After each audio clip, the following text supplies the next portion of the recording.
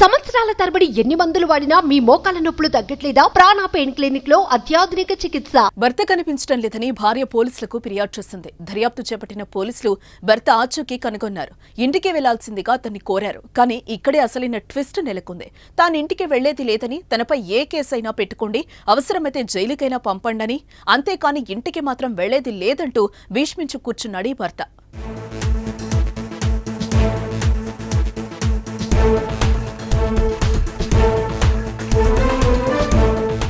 34 ఏళ్ల software engineer Vipin Gupta కనిపించడం లేదని భార్య పోలీసులకు కంప్లైంట్ చేసింది. అయితే ఎలాగో భర్త అడ్రస్ తెలుసుకున్న పోలీసులు తను ఇంటికి వెళ్లమని రిక్వెస్ట్ చేశారు. అందుకు భర్త చెప్పిన మాటలకు పోలీసులు లోలోనే నవ్వుకున్నారు. పోలీసులు సైతం నవ్వు తెప్పించే మాటలు ఏం చెప్పాడో చూద్దాం. సార్, నా భార్య పెట్టే మానసిక హింసను భరించలేకపోతున్నాను, వేధింపులు తట్టుకోలేకపోతున్నాను, అందుకే మనశ్శాంతి కోసం ఇలా వచ్చాను, మళ్లీ మీరు ఇంటికి వెళ్లమంటే ఎలా అంటూ ఆ సాఫ్ట్వేర్ ఇంజనీర్ ఆవేదన వ్యక్తం చేశాడు. ఇక ఈ వీడియోస్ చూసిన వారు పలు రకాలుగా స్పందిస్తున్నారు. నీ కష్టం పగోడికి కూడా రావద్దు భయ్యా అంటూ నవ్వుతూ కామెంట్స్ చేస్తున్నారు.